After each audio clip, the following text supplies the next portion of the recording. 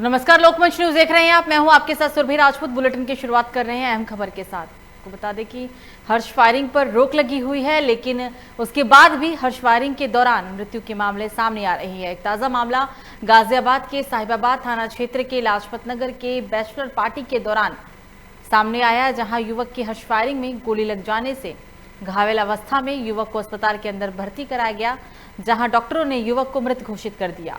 गाजियाबाद के साहिबाबाद थाना क्षेत्र के लाजपत नगर में हिमांशु ने शादी में बैचलर पार्टी रखी थी। बैचलर पार्टी में 26 वर्षीय सूरज भी आया था। मंगलवार की रात्रि लगभग 11 बजे पार्टी में हर्ष फायरिंग के दौरान सूरज को गोली लग गई, जिसके बाद सूरज के दोस्त ने उसे घायल अवस्था में अस्पताल लेके पहुंचाया। डॉक्टरों ने इस दौरान सूरज को मृत घोषित कर दिया। सूरज राय की मृत्यु के बात सुनते ही उसके दोस्त अस्पताल से फरार हो गए, जिसके बाद पुलिस ने 2 युवकों को हिरासत में ले लिया है। फिलहाल इस पूरे मामले की छानबीन की जा रही है। साहिबाबाद क्षेत्र के अंतर्गत लाजपत नगर में हिमांशु शर्मा नामक व्यक्ति की शादी की बैचलर पार्टी हो रही थी, जिसमें किसी व्यक्ति के द्वारा हर्ष फायरिंग की घटना की गई, जिसके सूरज राय नामक 26 वर्षीय युवक की गोली लगने से घायल हो गया। उक्त व्यक्ति को घायल अवस्था में मैक्स वैशाली में एडमिट कराया गया, जहां डॉक्टरों ने उसे मृत घोषित कर दिया। पार्टी में शामिल व्यक्तियों से पूछताछ की जा रही है तथा मृतक की पिता की तहरीर के आधार पर मुकदमा पंजीकृत कर अग्रिम वैधानिक कार्यवाही की जाए। और इस खबर पर ज्यादा जानकारी के लिए हमारे साथ फोन लाइन पे हमारे संवाददाता अजीत जुड़ गए हैं। अजीत, हर्ष फायरिंग में युवक की मौत का मामला और क्या ज्यादा अपडेट है आपके पास इस घटनाक्रम को लेकर? अजीत, हर्ष फायरिंग फिलहाल पूरी तरीके से रोक लगा दी गई थी, जिसके बाद लेकिन उसके बाद भी हर्ष फायरिंग के दौरान मृत्यु का मामला सामने आ रहा है। गाजियाबाद के साहिबाबाद थाना क्षेत्र के लाजपत नगर में बैचलर पार्टी के दौरान युवक को हर्ष फायरिंग में गोली लग गई थी, जहां घायल अवस्था में युवक को अस्पताल भी लेके जाया गया, जहां डॉक्टर ने युवक को मृत घोषित कर दिया था। गाजियाबाद के साहिबाबाद थाना क्षेत्र के लाजपत नगर में हिमांशु ने शादी के बैचलर पार्टी रखी थी। बैचलर पार्टी में 26 वर्षीय सूरज भी गया था इसमें, जिसमें मंगलवार की रात्रि लगभग 11 बजे पार्टी में हर्ष फायरिंग के दौरान सूरज को गोली लगी, जिसके बाद वो सूरज के दोस्त अजीत, 2 लोगों को हिरासत में लिया गया है और किसी की गिरफ्तारी की खबर, क्योंकि कहा यह जा रहा है कि इस घटना के बाद बाकी जो दोस्त थे वो फरार हो गए थे। देखिए, मैं बता दूं कि इस मामले में अभी 2 लोगों की गिरफ्तारी की गई है गाजियाबाद पुलिस प्रशासन की तरफ से। फिलहाल जो लोग गायब हैं, जो अज्ञात लोग गायब हैं, उनकी भी खोज जारी है। उनका पुलिस प्रशासन का कहना है कि इस मामले में जो भी जांच में दोषी पाए जाएंगे उनको सजा मिलेगी, उनको भी पकड़ के इस मामले में उचित कार्रवाई की जाएगी। फिलहाल गाजियाबाद पुलिस प्रशासन पूरी तरीके से इस मामले में लगा है कि जो फरार व्यक्ति घूम रहे हैं उनकी तरफ उनकी कार्रवाई चालू है, उनकी खोज जो है वो चालू है। जी बिल्कुल अजीत, तमाम जानकारी के लिए आपका शुक्रिया।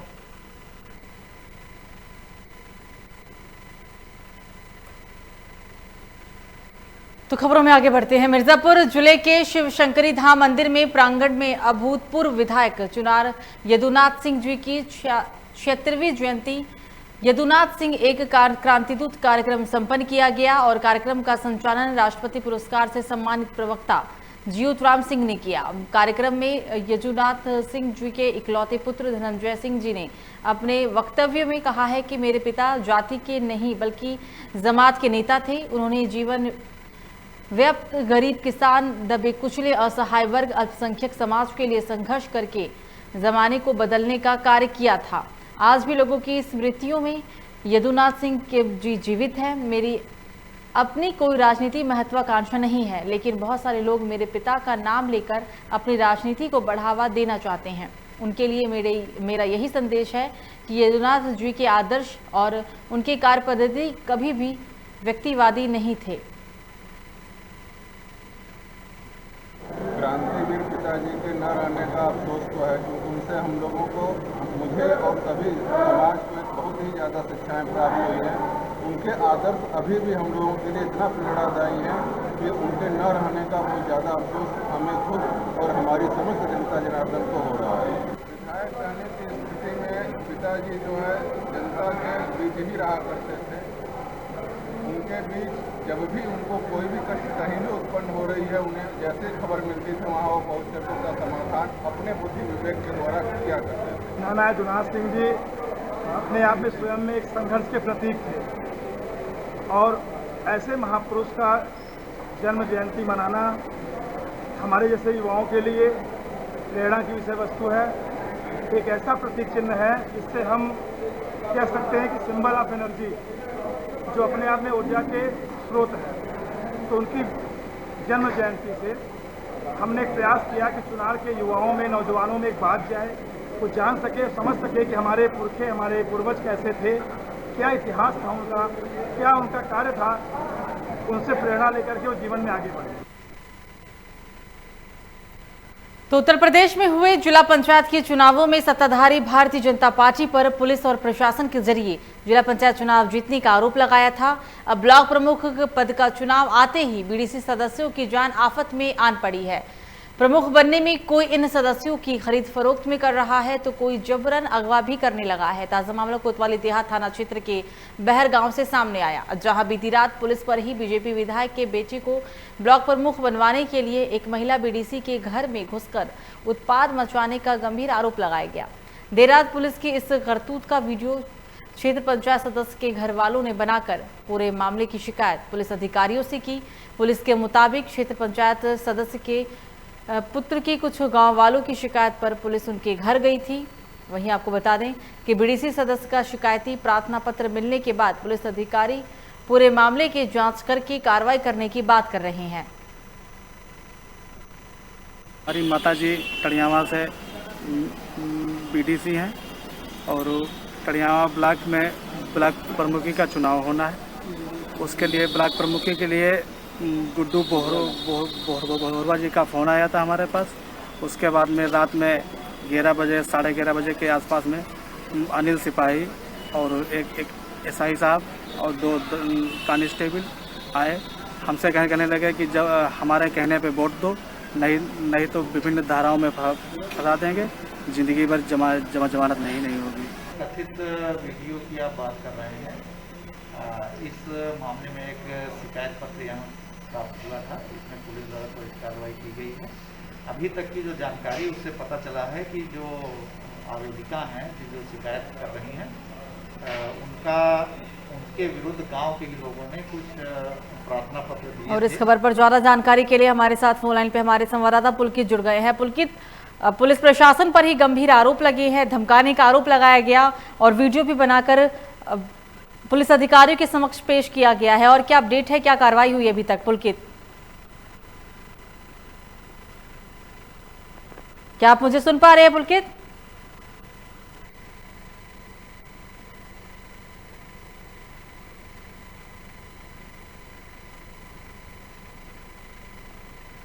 तो खबरों में आगे बढ़ते हैं। जौनपुर में दिन दहाड़े नाबालिग हिंदू लड़की का अपहरण करने के मामले में पुलिस अधिकारियों के कार्यालय पहुंचा है। ये मामला पूरा आपको बता दें कि लड़की के परिजनों ने मुस्लिम मौलाना पर अपहरण का आरोप लगाया। अब बाजार सामान लेने निकली लड़की घर जब नहीं लौटी तो उसके बाद नाबालिग लड़की की मां का रो रोकर बुरा हाल हो गया। परिजनों का धर्मांतरण को लेकर भी आशंका जताई जा रही है। नाबालिग लड़की की मां न्याय के लिए पुलिस अधीक्षक कार्यालय पहुंची। पुलिस ने तत्काल मुकदमा दर्ज करके जांच पड़ताल भी शुरू कर दी है।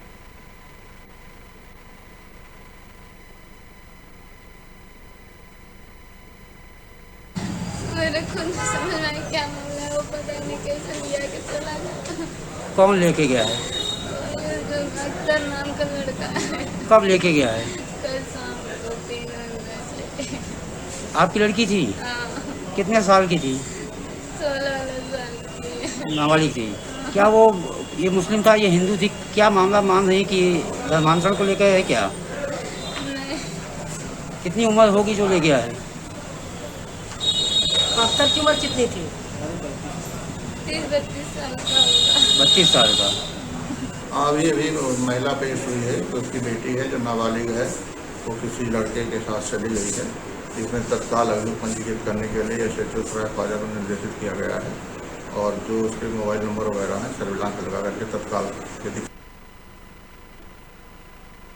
और इस खबर पर ज्यादा जानकारी के लिए हमारे साथ फोन लाइन पे हमारे संवाददाता विवेक जुड़ गए हैं। विवेक, नाबालिग हिंदू लड़की का अपहरण किया गया है, धर्मांतरण का ये पूरा मामला सामने निकल कर आ रहा है और ज्यादा अपडेट बताएं विवेक। और जी बिल्कुल, आपको बता दूं पूरा मामला जो है सराय खाया थाना क्षेत्र के पालामऊ का है, जहाँ पर एक महिला जो है पुलिस अधीक्षक कार्यालय में पहुंची। महिला का आरोप है कि उसकी नाबालिग लड़की जो है बाजार गई, लापता हो गई है। गांव के एक मौलाना के आरोप लगा अपहरण करने के खिलाफ पुलिस मामला दर्ज कर और जांच पड़ताल कर रही थी। क्या जो मौलाना पर ये गंभीर आरोप लगाए गए हैं, पूछताछ की जा रही है, प्रशासन का क्या कहना है विवेक? और जब हमने पुलिस के आलात गए, बाद पुलिस ने कहा जो है मौलाना के जो है फोन डिटेल जो है पुलिस की सर्विलांस लगा चेक कर रही है। फिलहाल मौलाना गाँव से फरार है। अब लड़की की उम्र जो नाबालिग है और लड़के की उम्र जो है लगभग 30 से 32 साल बताया। फिलहाल पुलिस कर जल्द इस मामले में गंभीरता से देखते हुए और मामला दर्ज कर ली, लेकिन जांच पड़ताल कर रही है पुलिस की। बिल्कुल विवेक, तमाम जानकारी के लिए आपका शुक्रिया।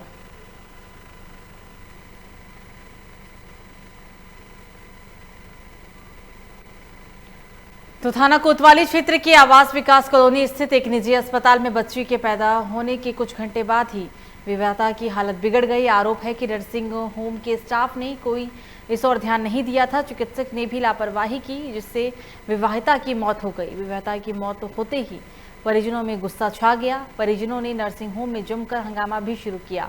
मामले की जानकारी मिलते ही पुलिस मौके पर पहुंच गई। नर्सिंग होम के संचालक और स्टाफ के खिलाफ कोतवाली पुलिस को मामले की तहरीर दी गई है। आपको बता दें कि विवाहिता की मौत के बाद परिजनों में हड़कंप मच गया है। इसकी कल डिलीवरी हुई सीजरियन से और रात में होल नाइट कोई भी न नर्स न कोई डॉक्टर देखने के लिए आया इनके पास। और सुबह जब पेट फूल गया तो इन लोगों ने फिर कुछ ट्रीटमेंट शुरू किया। मुंह से पशु गर्भर गिरने लग गया। इन्होंने ब्लड मांगा, ब्लड दिया गया। शायद ऑपरेशन भी किया है इन लोगों ने, ये मालूम नहीं है कि क्या किया है इन्होंने कुछ।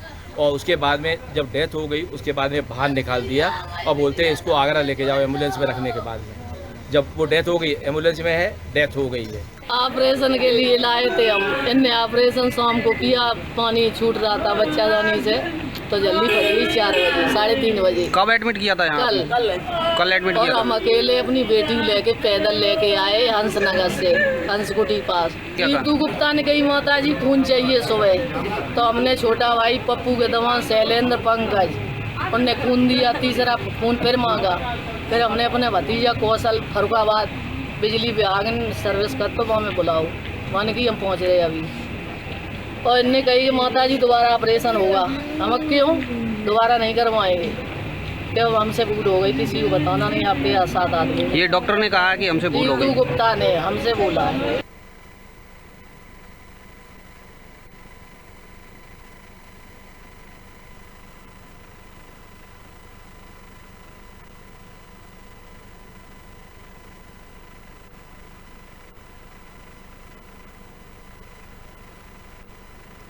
और इस खबर पर ज्यादा जानकारी के लिए हमारे साथ फोन लाइन पे हमारे संवाददाता अवनीश जुड़ गए हैं। अवनीश, विवेता की मौत हुई है, अस्पताल प्रशासन पर लापरवाही का आरोप लगा जिस कारण ही इस युवती की मौत हुई, और ज्यादा अपडेट बताएं, क्या कार्रवाई हुई है अभी तक? पूर्वी देखिए, बिल्कुल जैसा कि आपको बता दूं, मैनपुरी सदर कोतवाली क्षेत्र के आवास विकास कॉलोनी की पूरी घटना है। एक निजी अस्पताल में प्रसूता के दौरान एक महिला की मौत हो जाती है और महिला की मौत होने के बाद परिजनों में कोहराम सा मच जाता है। लेकिन वहीं तरफ परिजन जो है डॉक्टरों पर लापरवाही का आरोप लगाते हैं। इस मौत का कारण डॉक्टर की लापरवाही बताते हैं। तो वहीं सूचना पर पुलिस पहुंचती है। पुलिस जो है परिजनों की तहरीर के आधार पर मुकदमा दर्ज करके आरोपी डॉक्टर की गिरफ्तारी में जुट जाती है। लेकिन घटना स्थल से आरोपी डॉक्टर जो है वो मौका पाकर फरार हो जाता है और वहां पर प्रसूता जो है वो उसको वहीं मरणासन स्थिति में छोड़कर और डॉक्टर जो फरार हो जाता है। लेकिन पुलिस पूरे मामले के मुकदमा दर्ज कर आरोपी डॉक्टर के खिलाफ गिरफ्तारी में जुटी हुई है। सुरभि, डॉक्टर फरार है, गिरफ्तारी को लेकर बात कही जा रही है। अस्पताल प्रशासन का क्या कहना है इसे लेकर? देखिए, जिला प्रशासन की अगर बात करें, जिला प्रशासन साफ तौर से कहना है परिजनों की तहरीर के आधार पर मुकदमा दर्ज किया गया है और आरोपी डॉक्टर जो है उसके खिलाफ जल्द से जल्द गिरफ्तारी करने की भी बात कही गई है। बिल्कुल अवनीश, तमाम जानकारी के लिए बहरहाल आपका शुक्रिया।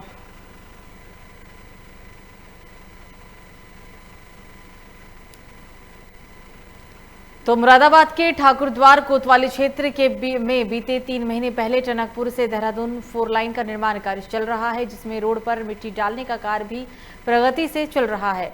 आपको बता दें, इस दौरान 3 से 4 गांव को होकर मिट्टी डालने वाले डंपर 4 लाइन रोड के लिए उन गांव से होकर अपने डंपरों से मिट्टी ला रहे थे, जिसमें मिट्टी से भरा डंपर जब गुलगड़िया गांव में पहुंचा तो गांव में एक 13 वर्षीय मासूम डंपर की चपेट में आ गया और उसकी मौके पर ही मौत हो गई।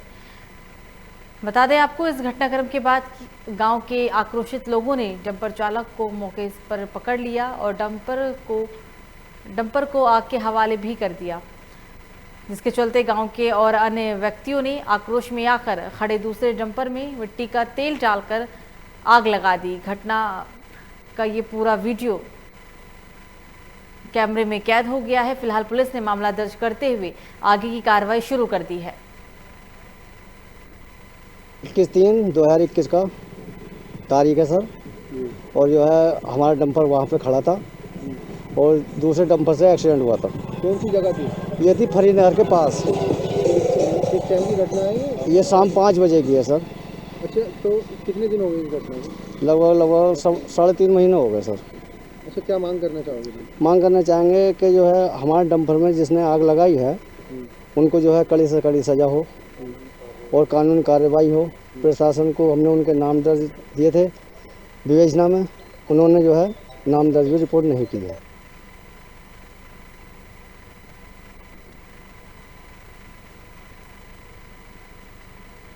तो रामपुर में पुलिस और गौ तस्करों के बीच मुठभेड़ का मामला सामने आया। आपको बता दें कि पुलिस ने मुठभेड़ में 25,000 का इनामी गौकश को गिरफ्तार कर लिया। चेकिंग के दौरान पुलिस और बाइक सवार 2 गौ तस्करों में मुठभेड़ हुई थी, जिसमें जवाबी फायरिंग में गौ तस्कर जुबेर के पैर में गोली लग गई थी। इलाज के लिए बदमाश को जिला अस्पताल में भर्ती कराया गया था।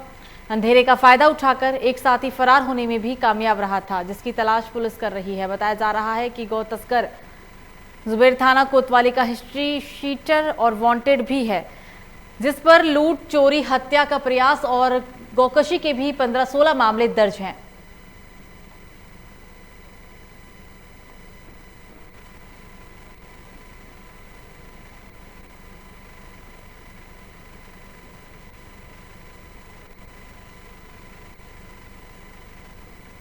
तो मामला कलवारी थाना क्षेत्र के कलवारी एहतेमाली गांव में सपा जिला महेंद्रनाथ से जुड़ा है, जहां महेंद्रनाथ यादव के हर प्रमुखी को लेकर मिलने गए समाजवादी पार्टी प्रबंध वर्ग के जिलाध्यक्ष श्याम नारायण शुक्ला उर्फ कक्कू शुक्ला अभी निकालकर वापस ही आ रहे थे कि कलवारी थाने में एक दारोगा द्वारा उनको पेट्रोल पंप के सामने रोक लिया गया और उतरकर अभी दरोगा से बात ही की जा रही थी कि तभी बीजेपी के कुछ नेता और हिस्ट्री शीटर आए और गाड़ियों में तोड़फोड़ करनी शुरू कर दी। मौके पर मौजूद दारोगा द्वारा सत्ता पक्ष के लोगों की गुंडागर्दी देखने को मिली है, जिसके बाद भी कुछ बोलने का साहस वो नहीं जुटा पा रहे हैं। घटना की सूचना मिलते ही समाजवादी पार्टी के जिलाध्यक्ष और कार्यकर्ता कलवारी थाने पर पहुंच गए। कलवारी थाने पर तहरीर देने के दौरान कलवारी थाना परिसर में धरने पर भी बैठ गए। मीडिया से बात करते हुए समाजवादी पार्टी के जिलाध्यक्ष ने कहा है कि आज हमारे प्रबुद्ध वर्ग के जिलाध्यक्ष श्याम नारायण शुक्ला से हमने मिलने आए, जब वो मुलाकात करके वापस जा रहे थे तभी कलवारी के दारोगा द्वारा उनकी गाड़ी को रोक लिया गया। बीजेपी के नेता और सत्ता पक्ष के लोगों के द्वारा उन पर हमला भी किया गया।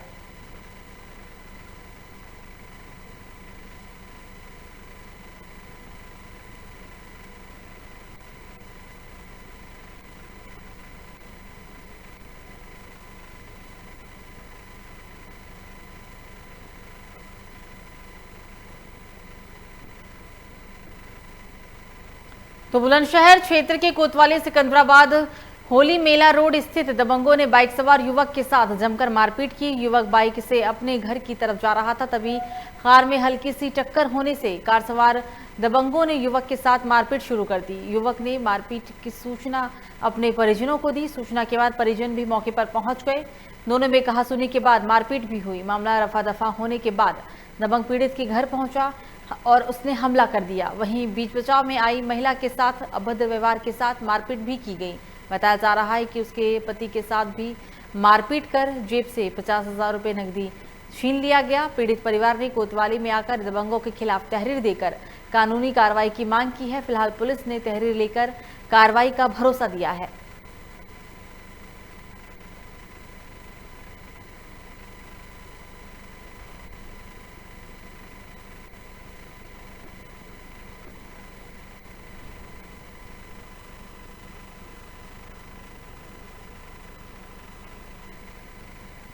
ये जो का हमारे बड़े जेठ हैं वो सिरोधन रोड पर बाइक लग गए हैं, एक गाड़ी खड़ी थी और उसमें जरा सी खरोंच आ गई थी।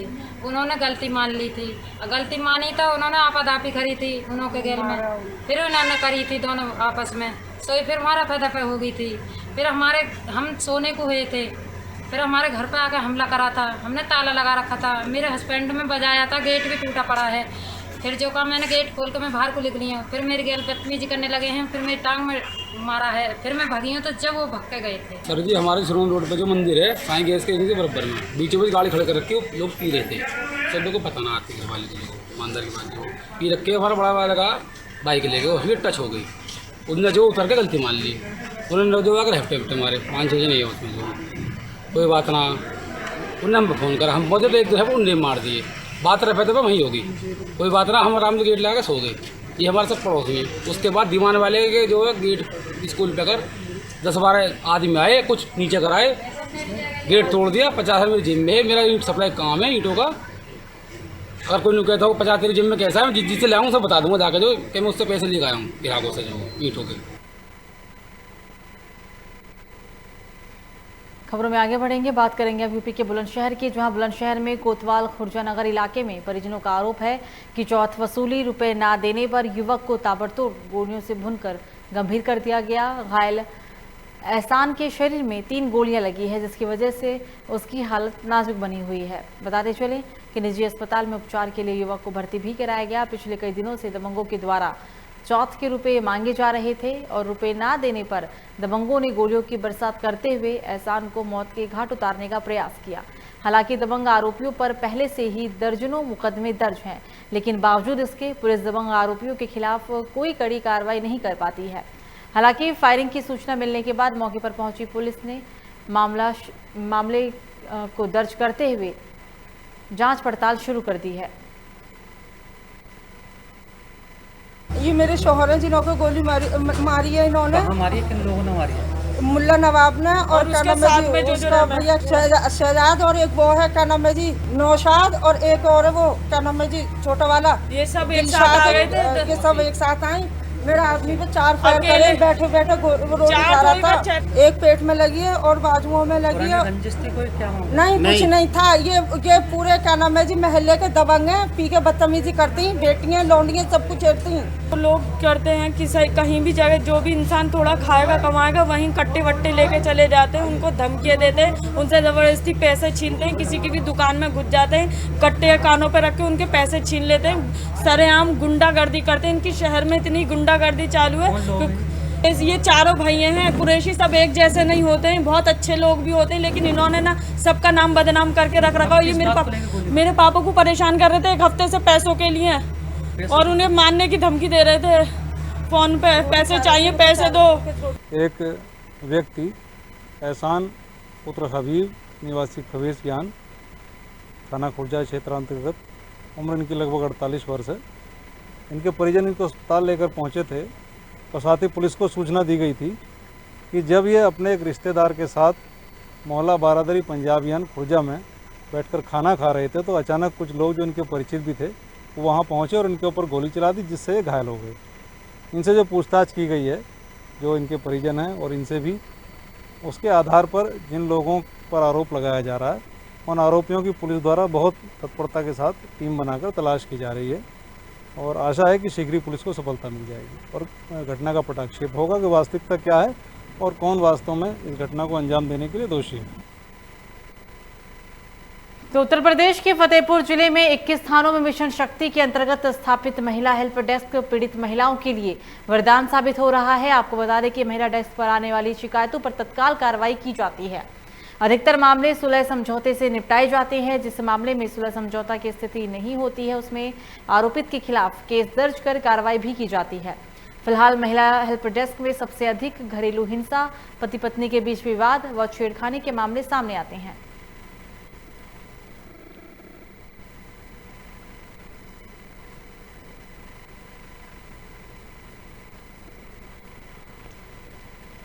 तो उत्तर प्रदेश के फतेहपुर के 21 जिलों में महिला हेल्प डेस्क बनाया गया। महिला हेल्प डेस्क में जो मामले ज़्यादातर सामने आते हैं वो घरेलू हिंसा या फिर पति पत्नी के बीच आपसी मतभेद को लेकर होता है। मिशन शक्ति के अंतर्गत जनपद के सभी थानों पे 21 के 21 थानों पे महिला हेल्प डेस्क बनाए गए हैं, जिसमें कि कुशल और कॉम्पिटेंट महिला आरक्षी और सब इंस्पेक्टर्स को उसमें वहाँ पे नियुक्ति की गई है, जो कि महिलाओं के संबंधित जितने भी मामले हैं वहाँ पर एक अच्छे वातावरण में उनसे बातचीत की जाती है, काफ़ी अच्छी तरीके से उनकी सुनवाई की जाती है और संबंधित को कार्रवाई हेतु निर्देशित किया जाता है। तो कोरोना काल में आज पूरा देश मंदी के दौर से गुजर रहा है। हर व्यवहार में घाटा ही सामने आ रहा है, परंतु Lakhimpur urban co operative bank में इस वित्तीय वर्ष में भी अच्छा मुनाफा कमाया गया। यही वजह है कि अब बैंक मैनेजमेंट अपने ग्राहकों के लिए तमाम सुविधाओं के दरवाजे खोल रहा है और अपने बैंक के एरिया को भी आगे बढ़ाने लगा है। अर्बन को कोऑपरेटिव बैंक के अध्यक्ष पुष्पा सिंह का कहना है कि बैंक अब सीतापुर और शाहजहांपुर में भी अपनी शाखाओं को बढ़ाएगा।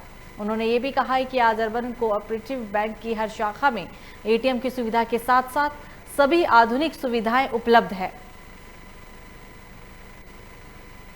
हमारी बैंक इस कोरोना महामारी के समय भी हमारे सभी बैंक के कर्मचारी और अधिकारी, हम सभी बोर्ड के लोग बैठ के अर्बन कोऑपरेटिव बैंक को ज़्यादा से ज़्यादा आगे बढ़ाने में सभी का सहयोग रहा है।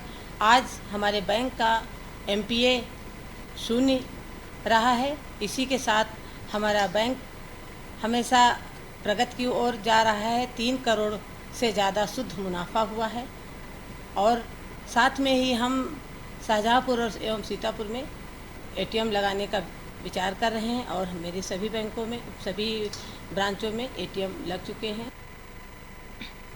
तो इस बीच इस बुलेटिन में एक बड़ी खबर लखीमपुर खीरी से। धड़ल्ले से चल रहा खनन का अवैध कारोबार, पुलिस और प्रशासनिक अधिकारियों की मिलीभगत से हो रहा अवैध कारोबार।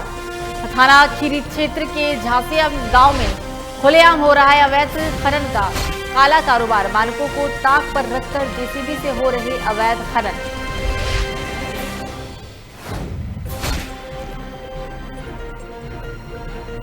लखीमपुर खीरी से इस वक्त की बड़ी खबर आपकी टीवी स्क्रीन पर। खनन माफियाओं के हौसले बुलंद है। शायद यही वजह है कि लखीमपुर खीरी में धड़ल्ले से अवैध खनन का काला कारोबार किया जा रहा है। पुलिस और प्रशासनिक अधिकारियों की मिलीभगत से यह अवैध कारोबार फूल रहा है। थाना खीरी क्षेत्र के झसिया गांव में खुलेआम हो रहा अवैध खनन। और इस खबर पर ज्यादा जानकारी के लिए हमारे साथ फोन लाइन में हमारे संवाददाता अशरफ अंसारी जुड़ गए हैं। अशरफ, आरोप है कि पुलिस वालों की मिलीभगत के कारण ही अवैध खनन का काला कारोबार फल फूल रहा है, और ज्यादा अपडेट बताया अशरफ। जी सुरभि, बताना चाहूंगा लखीमपुर सदर के क्षेत्र में लगभग 5 किलोमीटर पर खीरी पड़ता है और खीरी थाना है। थाने के करीब लगभग 3 किलोमीटर की दूरी पर एक अवैध खनन होता है। दिन के उजियारे में खनन होता है। जब वहां पर जानकारी दी गई, उन लोगों से पता किया गया खनन किस तरीके से हो रहा है, तो उन लोगों ने नकारते हुए बता दिया कि जो है परमिशन से हो रहा है। परमिशन से जैसे ही उन लोगों ने बताया, तो आज जब एसडीएम साहब से, सदर एसडीएम जब बात की गई, तो उन्होंने फोन पर बात की। हम संवाददाता हमारे द्वारा जब उनसे बात की गई, तो उन्होंने बात करते हुए फोन को काट दिया और दोबारा जवाब देना मुनासिब नहीं समझा। बिल्कुल अशरफ, तमाम जानकारी के लिए आपका शुक्रिया।